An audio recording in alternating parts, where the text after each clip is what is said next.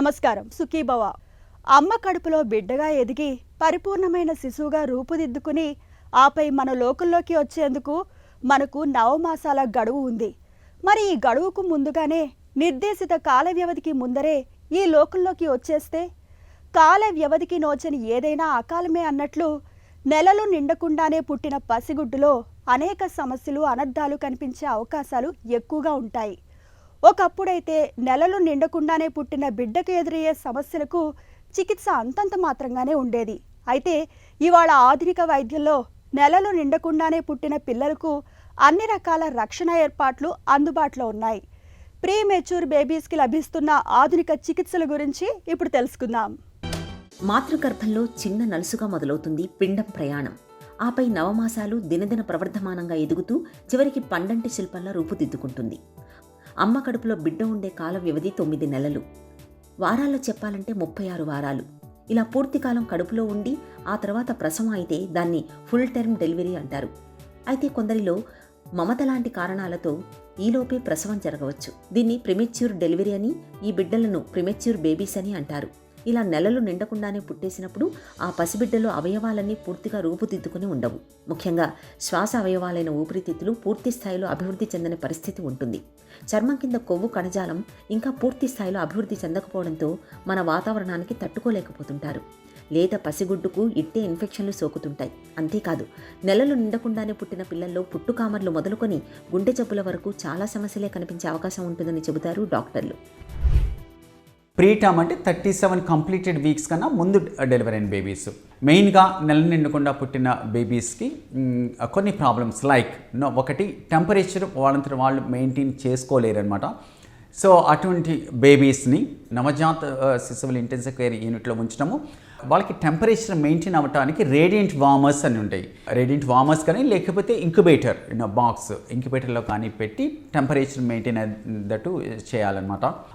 ఊపిరితిత్తులు డెవలప్ అవ్వడానికి preterm delivery అవుతుందని మనకి ముందే తెలిసినా, లేకపోతే ముందే అనుమానం వచ్చినా, తర్వాత ఇంకా ఇతరత్ర ప్రాబ్లమ్స్ ఉండి ప్రీటర్మ్ డెలివరీలోకి వెళ్ళొచ్చని అనిపించినా వాళ్ళకి యాంటీనేటల్ స్టెరాయిడ్స్ ఇస్తారు. స్టెరాయిడ్ అనే మెడిసిన్ ఇస్తారనమాట. డిఫరెంట్ డోసెస్ ఇవ్వాల్సి వస్తుంది అట్లీస్ట్ 24 hours బిఫోర్ డెలివరీ.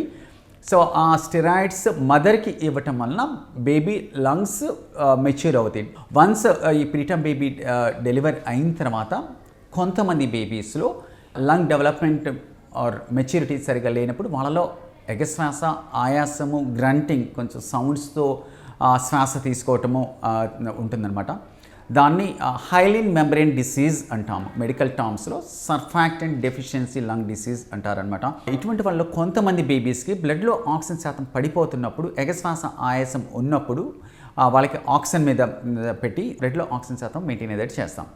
కొంతమంది ఆక్సిజన్ మీద కూడా మెయింటైన్ అవ్వలేకపోవచ్చు. సో అటువంటి బేబీస్ని వేరే రెస్పిరేటరీ సపోర్ట్, సిప్యాప్ అంటారు, that is continuous positive airway pressure. అది ఏం చేస్తామంటే అది చిన్న మెషిన్. ఆ మెషిన్ ద్వారా ఆక్సిజన్ అండర్ ప్రెషర్, కొంచెం ఒత్తిడితో లోపలికి ఆక్సిజన్ని పంప్ చేస్తాము. దానివల్ల లోపల ఉన్న కొలాప్స్ అయిపోయిన ఆ శ్వాస నాళం చివరి భాగంలో ఉన్నది, ఊపిరితిత్తుల చివరి భాగంలో ఉండే ఆల్వియోలై మళ్ళీ వ్యాకో చేస్తాయి ఆ ప్రెషర్తో ఆక్సిజన్ పంపించడం వల్ల. సో దానివల్ల ఊపిరితిత్తులు ఇంప్రూవ్ అవ్వచ్చు. దాని తర్వాత స్టేజ్ అంటే మనం ఆక్సిజన్ మీద పెట్టినా, లేకపోతే సిప్యాప్ అనే ఆ ప్రెషర్ ఎక్విప్మెంట్ మీద పెట్టినా ఇంప్రూవ్ అవ్వకపోతే కనుక నెక్స్ట్ స్టేజ్ ఏంటంటే వెంటిలేటర్ మీద పెట్టి, అంటే శ్వాస ఇచ్చే మిషన్ మీద పెట్టి దాని ద్వారా తనకు కావాల్సిన శ్వాస, ఆక్సిజన్ ఇవ్వాల్సిన అవసరం ఉంటుంది. కొంతమంది బేబీస్లో లంగ్స్ మెచ్యూరిటీ సరిగా లేనప్పుడు వాళ్ళకి సర్ఫాక్టెంట్ అనే పదార్థం లోపం వలన ఈ ప్రాబ్లం రావచ్చు. కాబట్టి దానికి సర్ఫాక్టెంట్ అనే ఇంజెక్షన్ దొరుకుతుంది. అది న్యాచురల్ సర్ఫాక్టెంట్. దాన్ని లంగ్స్లోకి వెళ్ళేటట్టు ఇంజెక్షన్ ఇస్తామన్నమాట. సో దానివల్ల లంగ్స్ మెచ్యూరిటీ ఇంప్రూవ్ అవుతుంది. దానివల్ల లంగ్స్ వ్యాకోచిస్తాయి. దానివల్ల ఊపిరితిత్తుల విధంగా త్వరగా ఇంప్రూవ్ అవ్వటము, తర్వాత వెంటిలేటర్ మీద ఉంటే త్వరగా వెంటిలేటర్ నుంచి బయటికి రావటము, ఆర్ సిప్యాప్ అనే ఆ ప్రెషర్ సపోర్ట్ ఎక్విప్మెంట్ మీద ఉంటే దాని నుంచి బయటికి రావటము, ఆక్సిజన్ నుంచి బయటికి రావటము జరుగుతుందన్నమాట. మాతృగర్భంలో పసిబిడ్డ నవమాసాల పాటు ఉమ్మనీటిలో తేలియాడుతూ పరిపూర్ణ శిశువుగా రూపుదిద్దుకుంటుంది. అది ప్రకృతి సహజమైన ఏర్పాటు. అయితే నెలలు నిండకుండానే కాన్పు జరిగినప్పుడు ఆ పసిబిడ్డకు సమస్యల తాకిడి ఎక్కువగా ఉంటుంది. ముఖ్యంగా సర్ఫాక్టెంట్ అనే పదార్థం సరిగ్గా తయారవ్వకపోవడం వల్ల ఊపిరితిత్తులు పూర్తిగా వ్యాకోచించలేకపోతుంటాయి. దీంతో శిశువులు తేలిగ్గా గాలి పీల్చుకోలేరు. Respiratory distress, pulmonary hypertension వంటి లోపాలు తలెత్తే అవకాశం ఉంటుంది. నిమోనియా వచ్చే ప్రమాదమూ ఉంటుంది. ఊపిరి సరిగ్గా తీసుకోలేకపోతున్నప్పుడు మెదడుకు కూడా తగినంత ఆక్సిజన్ అందరి పరిస్థితి ఏర్పడుతుంది. దీంతో సెరిబ్రల్ పాల్సీ వంటి సమస్యలు ఉత్పన్నమవుతుంటాయి. ఈ సమస్యలను అధిగమించేందుకు సంప్రదాయక పద్ధతిలో పసిబిడ్డల్ని ఇంక్యుబేటర్లోనూ వెంటిలేటర్ మీద ఉంచేసి చికిత్స చేస్తుంటారు. అయితే వీటికంటే మెరుగైన చికిత్సను అందించేందుకు వీలుగా ఇవాళ high frequency accelerator, ఇన్హెల్డ్ nitric therapy, total body cooling వంటి అత్యాధునిక చికిత్సలు మనకు అందుబాటులోకి వచ్చాయి. More than 90% of the babies correct టైంకి కరెక్ట్ ట్రీట్మెంట్ నవజాత శిశువుల ఇంటెన్సివ్ కేర్ యూనిట్లో పెట్టి దానికి తగిన ట్రీట్మెంట్ తగిన టైంలో ఇవ్వగలిగితే కనుక ఎక్కువ మంది babies, more than 90 to 95% of the babies బాగానే ఉండొచ్చు.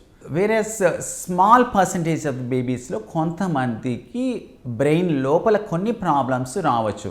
మెయిన్గా 2 రీజన్స్. ఒకటేమో బ్రెయిన్కి ఆక్సిజన్ అందకుండా ఇనీషియల్గా బ్రెయిన్ గ్రోత్ అండ్ డెవలప్మెంట్లో ప్రాబ్లమ్స్ రావటం, కానీ రెండోది వచ్చేసరికి లోపల రక్తనాళాలు, బ్రెయిన్లో ఉన్న రక్తనాళాలు ఒకటప్పుడు స్పాంటేనియస్గా అవి రప్చర్ అవటం వల్ల, so due to different conditions, ఒకటప్పుడు హార్ట్ ప్రాబ్లమ్స్ వల్ల కావచ్చు, మనం చేసే ప్రొసీజర్స్ వలన కావచ్చు, ఆర్ వెంటిలేటర్ మీద ఉంచడం వల్ల కానీ, ఇంకా ఇతర కారణాల వల్ల బ్రెయిన్లో బ్లడ్ వెసల్స్ రప్చర్ అయ్యి దానివల్ల బ్రెయిన్ లోపల బ్లీడింగ్, బ్రెయిన్ లోపల వెంట్రికిల్స్ అనేవి ఉంటాయి అన్నమాట, చిన్న కెనాల్స్ లాంటివి. దానిలో బ్రెయిన్లో ఫ్లూయిడ్ అది ఫ్లో అవుతూ ఉంటుంది. దాని లోపల బ్లీడ్ అవ్వటం కానీ లేకపోతే బ్రెయిన్లోనే బ్లీడ్ అవ్వటం కానీ జరగవచ్చు అనమాట. Majority of the preterms management కరెక్ట్గా ఉంటే కనుక మోర్ దెన్ 90% ఆఫ్ ది బేబీస్కి బ్రెయిన్ విధంగా ఏం ప్రాబ్లం లేకుండా they could lead completely normal life. నెల నిండకుండా పుట్టిన బేబీస్లో ప్రీ టర్మ్స్లో నెల నిండిన తర్వాత పుట్టిన బేబీస్తో కంపేర్ చేస్తే కొంచెం ఇన్ఫెక్షన్ రిస్క్ అది ఎక్కువ ఉంటుంది. అంటే due to again several reasons. దానిలో మెయిన్గా ఏంటంటే antibodies when compare to term babies తక్కువ ఉంటుంది. సో రోగనిరోధక శక్తి కూడా తక్కువ ఉండటం వలన వీళ్ళు ఇన్ఫెక్షన్స్కి తట్టుకోలేరు. ఇన్ఫెక్షన్ రిస్క్ అది కూడా ఎక్కువ ఉంటుంది. వీళ్ళు వన్స్ దే ఎక్స్పోజ్ అయితే కనుక మిగతా బేబీస్తో కంపేర్ చేస్తే వీళ్ళలో ఇన్ఫెక్షన్ రావడానికి రిస్క్ ఎక్కువ ఉంటుంది అనమాట. అలా ఇన్ఫెక్షన్ వస్తే కనుక దాన్ని మనం ఎర్లీగా గుర్తించి దానికి తగినట్టుగా మనం యాంటీబయాటిక్స్ అవసరాన్ని బట్టి మనం యూజ్ చేస్తే కనుక ఎక్కువ మంది ఆ ఇన్ఫెక్షన్ నుంచి బయటకు వచ్చేస్తారు. కాకపోతే ఎర్లీగా మనం ఆ ఇన్ఫెక్షన్ని గుర్తించి దానికి తగినట్టుగా ట్రీట్ చేయటం, యాంటీబయాటిక్స్ ఇవ్వటం అనేది చాలా ఇంపార్టెంట్.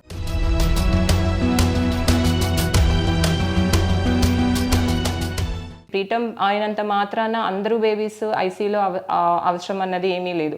సో పుట్టాక ఏడుస్తుంది, ఇబ్బంది ఏం లేదు, ఆయాసం అట్లా ఏమీ లేదు అనుకుంటే వెయిట్ చూసి, weight depending on the weight and gestational age mother దగ్గర ఉంచొచ్చా లేదా ఐసీయూ కేర్ అవసరం అన్నది డిసైడ్ అవుతాం. లెస్ దెన్ 34 వీక్స్ పుట్టే పిల్లల్లో యూజువల్లీ ఏంటంటే వాళ్ళకి లంగ్స్ అన్నది మెచ్యూరిటీ తక్కువ ఉంటుంది. అందుట్లో ప్రాపర్గా ప్లాన్ చేయకుండా అన్ప్లాన్డ్ డెలివరీ అయితే మాత్రం డెఫినెట్లీ మనం యాంటీనేటల్గా తీసుకునే మెజర్స్ కూడా తీసుకోలేం, అంటే కొంచెం స్టిరాయిడ్స్ ఇవ్వటం ఇవన్నీ. సో అలాంటప్పుడు డెఫినెట్లీ ఆ సార్ట్ ఆఫ్ బేబీస్కి కొంచెం ఆయాసం ఉండటం, పుట్టిన వెంటనే లంగ్స్ మెచ్యూరిటీ లేకపోవటం ఇవన్నీ ఉంటాయి. సో అలా ఉన్నప్పుడు డెలివరీ అయిన వెంటనే వాళ్ళకి ఆయాసం ఉంటుంది కాబట్టి they need some respiratory support. So CPAP కానివ్వండి, సర్ఫాక్టెంట్ ఇవ్వటం కానివ్వండి, ఇలాంటి సపోర్ట్ అవసరం పడుతుంది. సో వాళ్ళని ఐసీయూ అడ్మిషన్ అయితే వాళ్ళకి డెఫినెట్లీ మస్ట్. సో తర్వాత వాళ్ళు కరెక్ట్ ఏజ్, అంటే జెస్టేషనల్ ఏజ్కి కరెక్ట్ వెయిట్తోనే పుట్టారు అని అంటే ఇంకా దాన్ని బట్టి depending on the age, gestational age and weight they will have their own complications. Firstly as I said lungs surfactant deficiency. తర్వాత వీళ్ళకి ఏంటి అంటే మెటబాలిక్ రిజర్వ్స్ అనేవి చాలా తక్కువ ఉంటాయి. సో దాంతో వీళ్ళు ఆల్రెడీ మళ్ళీ ఏమైనా రిససిటేషన్ అలాంటి ఏమైనా అలా చేయాల్సిన అవసరం వచ్చిందంటే వాళ్ళు స్ట్రెస్కి గురవుతారు. స్ట్రెస్కి గురై షుగర్ లెవెల్స్ అవి మెయింటైన్ చేసుకోలేరు అనమాట. సో హైపోగ్లైసీమియా రిస్క్ ఉంటుంది. And first thing as I have said వెచ్చగా ఉంచుకోలేరు. సో హైపోథర్మియా రిస్క్ ఉంటుంది. సో ఇవి అన్ని రిస్క్ ఉంటాయి కాబట్టి ఈ బేబీస్ని మనం ఐసీయూకి షిఫ్ట్ చేయాల్సిన అవసరం ఉంటుంది. అమ్మ కడుపులో ఉండే చివరి 3 నెలలు శిశువుకు చాలా కీలకం. వ్యాధి నిరోధక శక్తితో పాటు ఊపిరితిత్తులు, గుండె, మెదడు, పేగుల్లాంటి ప్రధాన అంతర్గత అవయవాలన్నీ చివరి 3 నెలల్లోనే పూర్తి స్థాయి సామర్థ్యాన్ని సంతరించుకుంటాయి. ఈలోగానే ప్రసవమైతే పుట్టే పిల్లల్లో ఆ అవయవాలకు సంబంధించిన సమస్యలు తలెత్తుతాయి. ప్రీ మెచ్యూర్ బేబీస్లో కనిపించే సమస్యలు వాటిని అధిగమించే మార్గాల గురించి ఇప్పుడు తెలుసుకుందాం. పసిబిడ్డ పుట్టాక ఇల్లంతా పండగ వాతావరణం నెలకొంటుంది. తల్లి తన బిడ్డను కంటికి రెప్పలా కాచుకుంటుంది. అయితే మిలమిల్లాడే చిన్నారి కళ్ళు, కుంకుమ అద్దినట్టుగా ఉండే వేళ్ళు, గోళ్ళు, గులాబీ పువ్వు కన్నా సుకుమారమైన ఒళ్ళు క్రమంగా మెల్లమెల్లగా పసుపు వర్ణంలోకి మారుతుంటే తల్లిదండ్రులకు, కుటుంబ సభ్యులకు ఒకటే ఆందోళనగా ఉంటుంది. వైద్యులు పరీక్షించి కామెర్లు అని చెప్పగానే గుండెల్లో గుబులు మొదలవుతుంటుంది. నిజానికి ఈ పుట్టు కామెర్లు బిడ్డను గట్టిగా నిలబెట్టడానికని చెబుతారు డాక్టర్లు. పూర్తికాలం అమ్మగర్భంలో ఉండి ఆరోగ్యవంతంగా పుట్టిన పిల్లల కన్నా నెలలు నిండకుండానే పుట్టిన పిల్లలకు, పుట్టుకతోటి బరువు తక్కువగా ఉన్న పసిబిడ్డలకు ఈ కామెర్ల ముప్పు మరింత ఎక్కువగా ఉంటుంది. నెలలు నిండని పిల్లల్లో కనిపించే కామెర్లను నయం చేసేందుకు ఫోటోథెరపీ, ఎక్స్చేంజ్ ట్రాన్స్ఫ్యూజన్ వంటి ఆధునిక చికిత్సలెన్నో ఇవాళ అందుబాటులో ఉన్నాయి.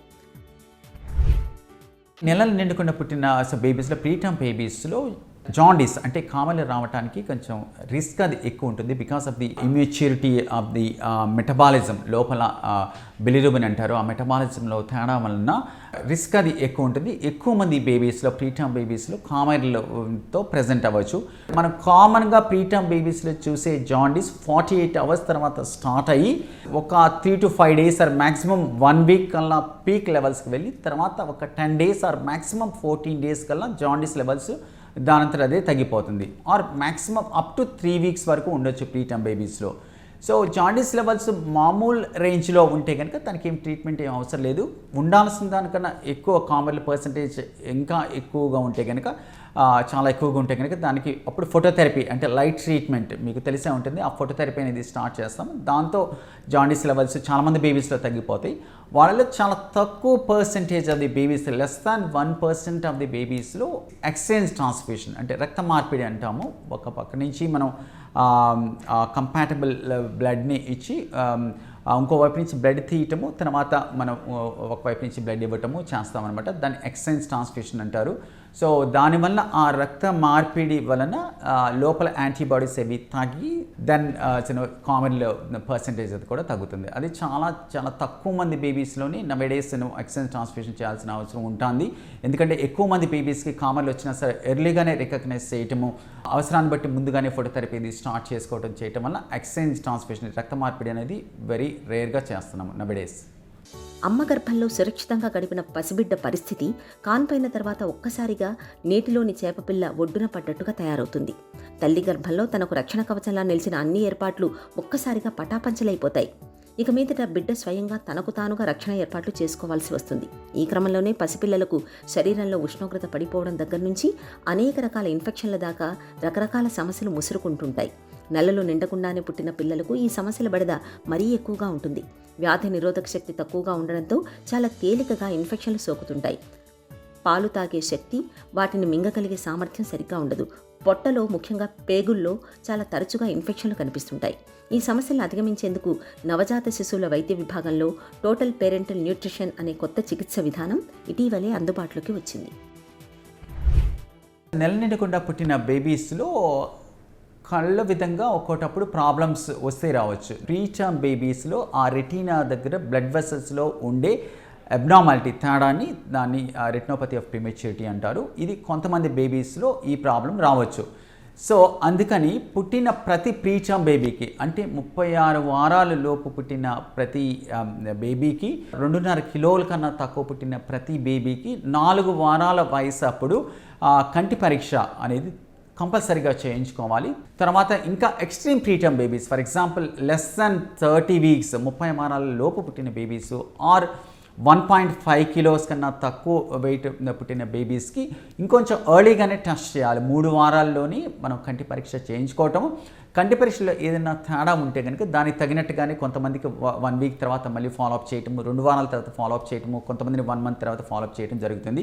వాటిల్లో కూడా ఇంకా తేడా ఉండి మెచ్యూరిటీలో తేడా ఉంది, దానివల్ల ఇంకా వర్స్ అవుతూ ఉంటే కనుక దెన్ అప్పుడు వాటికి స్పెసిఫిక్ ట్రీట్మెంట్ ఉంటుంది. దానిలో కొన్ని డైరెక్ట్గా ఐస్లోకి ఇచ్చే ఇంజెక్షన్ ఉంటుంది, ఇంట్రావిట్రియల్ ఇంజెక్షన్ అంటారు. తర్వాత కొన్నిసార్లు లేజర్ ట్రీట్మెంట్ అది చేస్తామన్నమాట. చేస్తే ఐస్ విధంగా వాళ్ళు బెటర్ అవుతారు. ప్రీటర్మ్ డెలివరీ అవుతుంది అంటేనే యూజువలీ కోరియోఅమ్నైటిస్ ఉంటుంది, అంటే అసోసియేటెడ్ ప్లాసెంటల్ ఇన్ఫెక్షన్ ఉండొచ్చు. సో అండ్ వీళ్ళ preterm బేబీస్కి per se immature immune responses ఉంటాయి. సో దానివల్ల ఏంటంటే ఇన్ఫెక్షన్ రిస్క్ కూడా ఎక్కువ ఉంటుంది. సో వాళ్ళు ప్రోన్ టు ఇన్ఫెక్షన్స్ ఉంటారు కాబట్టి వాళ్ళకి అవసరాన్ని పట్టే సెప్సిస్ స్క్రీన్ అన్నది చేస్తాము. చేసి దాంట్లో ఏమన్నా పాజిటివ్ వస్తే మనం యాంటీబయాటిక్స్ కూడా స్టార్ట్ చేయాల్సిన అవసరం ఉండొచ్చు. So usually temperature maintenance important, sugar maintenance is important, taking care of the lung problems అంటే సర్ఫాక్టెంట్ డెఫిషియన్సీ ఉంటే రెస్పిరేటరీ సపోర్ట్ ఇచ్చి సర్ఫాక్టెంట్ ఇవ్వటం అనేది ఇంపార్టెంట్. అండ్ ప్రతి బేబీకి ఫీడింగ్ పుట్టిన వెంటనే ఫీడింగ్ ఆపాల్సిన అవసరం ఏం లేదు. We can start with feeds. So minimal enteral nutrition అని చెప్పేసి baby depending on the gestational age and weight మనం ఫీడ్ స్టార్ట్ చేసుకోవచ్చు. So and every baby feed ఒకేలాగా టాలరేట్ చేయాలనేది ఏం లేదు. సో టాలరేట్ చేసిన దాన్ని బట్టి మనం ఫీడ్ అనేది పెంచుకుంటా వెళ్తాం. అండ్ ఇమీడియట్లీ కంగారు మదర్ కేర్ అండ్ ఎంత స్టేబుల్గా ఎంత త్వరగా స్టేబిలైజ్ అయితే బేబీ అంత త్వరగా మనం కంగారు మదర్ కేర్కి ఇస్తామన్నమాట బేబీని. కంగారు mother care is nothing like మీరు అందరూ కంగారూస్ని చూసుంటారు, అది పాకెట్లో వాళ్ళ బేబీని పెట్టుకుంటుంది. సో సిమిలర్లీ మనం బిడ్డని మదర్ చెస్ట్కి అటాచ్ చేస్తామన్నమాట. సో దాంతో మదర్కి అడ్వాంటేజెస్ ఉంటాయి, బేబీకి అడ్వాంటేజెస్ ఉంటాయి. వెచ్చగా ఉంటుంది బేబీ, బేబీ అవసరమైనప్పుడల్లా పాలు కోసం ఎత్తుక్కుని త్వరగానే సక్లింగ్ రిఫ్లెక్సెస్ అవన్నీ కూడా స్టార్ట్ అయిపోతాయి. అండ్ మదర్కి కూడా బ్రెస్ట్ ఫీడింగ్ అనేది ప్రమోట్ అవుతూ ఉంటుంది. నెలలు నిండకుండా పుట్టే పిల్లల్లో పుట్టగానే కనిపించే కొన్ని సమస్యలు ఆ పిల్లల్ని జీవితాంతం వెంటాడతాయి. ముందుగానే కాన్పు జరగడం వల్ల పిల్లల శరీరాల్లో అవయవాలన్నీ తయారైనా అవి పూర్తి స్థాయిలో పనిచేయలేవు. కాబట్టి నెలలు నిండకుండానే పుట్టే పిల్లలకు తక్షణ వైద్య సాయం చికిత్సల్ని అందించడం చాలా కీలకం. ప్రీ మెచ్యూర్ బేబీస్కి అందించాల్సిన వైద్య సేవల గురించి ఇప్పుడు తెలుసుకుందాం. పసిగుండెలు మహాసున్నితం. అలాంటి లేలేత గుండెలకు ఆపద ముంచుకొచ్చిందంటే ఎవరికైనా మనసు కలుక్కుమంటుంది. నెలలు నిండకుండానే పుట్టిన పిల్లల్లో పుట్టుకతోటే గుండె జబ్బులు వచ్చే అవకాశం ఉంటుంది. పుట్టుకతోటి వచ్చే గుండె జబ్బులు ప్రధానంగా ఎసైనోటిక్, సైనోటిక్ అని 2 రకాలుగా ఉంటాయి. ఎసైనోటిక్ లోపాలు ఉన్నప్పుడు ఆ పిల్లలు ఎర్రగా, సైనోటిక్ లోపాలు ఉన్నప్పుడు ఆ పిల్లలు నీలంగా కనిపిస్తారు.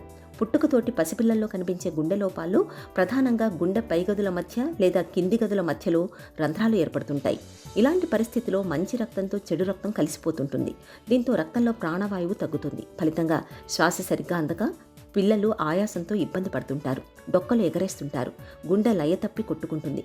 పిల్లల ఎదుగుదల కూడా మందగిస్తుంది. గుండె గదుల మధ్య రంధ్రాలతో పాటు పేటెంట్ డక్టక్స్ ఆర్టెరియోసిస్, హైపోప్లేసియా వంటి లోపాలు కూడా పిల్లల్లో కనిపిస్తుంటాయి. అయితే పుట్టుకతోటి వచ్చే ఇలాంటి గుండె జబ్బులకు ఇవాళ ఆధునిక వైద్యంలో చక్కటి చికిత్సలు మనకు అందుబాటులో ఉన్నాయి. ప్రీటర్మ్ బేబీ ఫర్ ఎగ్జాంపుల్ 28 వారాలకే పుట్టింది లేకపోతే 30 వారాలకు పుట్టిన బేబీకి ఇనీషియల్గా చేయవలసిందంతా అక్కడ డెలివరీ అటెండ్ అయిన పీడియాట్రిషియన్ చేస్తారు. కానీ పెరిఫరీలో చిన్న టౌన్స్లో కానీ అన్ని సదుపాయాలు ఉండకపోవచ్చు. సో అటువంటి బేబీస్ని అక్కడి నుంచి టెరిషరీ హాస్పిటల్ అంటే లెవెల్ 3 నవజాత శిశువులు ఇంటెన్సివ్ కేర్ యూనిట్స్ అంటారు. దానిలో అన్ని రకాల సదుపాయాలు ఉంటాయి. ఇటువంటి ప్రీటర్మ్ బేబీస్ని, వెయిట్ తక్కువ పుట్టిన బేబీస్ని ట్రీట్ చేయడానికి కావలసిన పరికరాలు కానీ, వెంటిలేటర్లు కానీ, మిగతా మానిటరింగ్ కానీ అన్ని సదుపాయాలు ఉంటాయి. దానికి తగినట్టుగా ఎక్స్పీరియన్స్ ఉన్న డాక్టర్స్ ఉంటారు, నియోనటాలజిస్ట్స్ ఉంటారు. కాబట్టి ఇటువంటి బేబీస్ని అవసరాన్ని బట్టి పెరిఫరీలో సదుపాయాలు లేనప్పుడు రిట్రీవల్ సర్వీస్ అంటే అంబులెన్స్లో విత్ రిట్రీవల్ టీమ్ అంటే దీనిలో స్కిల్ నేర్పు ఉన్న డాక్టర్లు ఆ పెరిఫరీలో ఉన్న హాస్పిటల్కి వెళ్ళి అక్కడ ఉన్న బేబీని చూసి అసెస్ చేసుకుని ఒకవేళ అవసరమైతే కనుక పోర్టబుల్ ఇంక్యుబేటర్స్ ఉంటాయి అన్నమాట. టెంపరేచర్ మెయింటైన్ అవ్వడానికి యూస్ చేసే ఇంక్యుబేటర్స్, దానిలో బేబీని పెట్టి అవసరమైతే కనుక ఆక్సిజన్ కానీ లేకపోతే వెంటిలేటర్ మీద అవసరమైతే కనుక వెంటిలేటర్ మీద పెట్టుకుని అన్ని ఎక్విప్మెంట్లు ఉన్న అంబులెన్స్లో బేబీని ఆ పెరిఫరీ యూనిట్ నుంచి main hospital level 3 unit tertiary హాస్పిటల్కి ట్రాన్స్ఫర్ చేయడాన్ని రిట్రీవల్ సర్వీస్ అంటారు. ఇది ఇంకా మన రాష్ట్రంలో కానీ మన దేశంలో కానీ డెవలప్ అవ్వాల్సింది ఉంది. ప్రాపర్గా రిట్రీవల్ సర్వీస్ విత్ రిట్రీవల్ టీమ్తో చేయగలిగితే కనుక సర్వైవ్ అయిన తర్వాత కూడా ప్రీటర్మ్ బేబీస్కి ఇతరత్ర ఇబ్బందులు లేకుండా బ్రెయిన్ వైజ్ గ్రోత్ వైజ్ కానీ డెవలప్మెంట్ వైజ్ కానీ శ్వాస విధంగా కానీ ఇబ్బందులు లేకుండా మన బేబీస్ని బయటకు తీసుకురావచ్చు. గ్రామీణ ప్రాంతాల్లో నెలలు నిండకుండానే పుట్టిన నవజాత శిశువులకు సైతం అత్యాధునిక సేవలను అందించేందుకు వీలుగా రిట్రైవల్ సర్వీసెస్ అనే కొత్త ఏర్పాటు ఇప్పుడిప్పుడే ప్రాచుర్యం పొందుతోంది. నెల తక్కువ పిల్లల్ని సాధ్యమైనంత త్వరగా ఆసుపత్రికి తరలించేలోపు అవసరమైన ఇంక్యుబేటర్, వెంటిలేటర్ వంటి అన్ని రకాల ఏర్పాట్లన్నీ అంబులెన్స్ వాహనంలో ఏర్పాటు చేస్తున్నారు. ఈ ఏర్పాటు మూలంగా త్వరగా ఆసుపత్రికి చేరడంతో పాటు పుట్టిన తొలి గంటల్లోనే సత్వర వైద్య సాయం అందటం వల్ల నెల తక్కువ పిల్లల్లో తలెత్తే కొన్ని రకాల సమస్యలకు ఆదిలోనే అడ్డుకట్ట వేయడానికి వీలవుతుంది. అయితే నెలలో నిండకుండానే కాన్పయ్యే అవకాశాలు ఉన్నాయని డాక్టర్ చెప్పినప్పుడు అత్యాధునిక సౌకర్యాలతో కూడిన నవజాత శిశువులకు నాణ్యమైన వైద్య సేవలు అందించే ఆసుపత్రుల్లో పురుడు పోయించుకోవడం తల్లి బిడ్డలు ఇద్దరి ఆరోగ్యానికి ఎంతో శ్రేయస్కరం. నెలలు నిండకుండానే పుట్టిన పిల్లల్లో ఎదురయ్యే సమస్యలకు ఇవాళ ఆధునిక వైద్యంలో అధునాతన ఐసీయూలు, అత్యాధునిక ఇంక్యుబేటర్లు, ప్రాణాధారమైన ఆక్సిజన్ అందించే పరికరాలు, ఇతర రక్షణ ఏర్పాట్లు మనకు అందుబాటులో ఉన్నాయి. నెలలు నిండకుండానే కాన్పు జరిగినప్పుడు సాధ్యమైనంత వేగంగా వైద్య సేవల్ని అందించగలిగితే నెలలు నిండకుండా పుట్టిన, నెలలు నిండిన పిల్లల్లాంటి నిండైన ఆరోగ్యాన్ని పిల్లలకు అందించవచ్చు.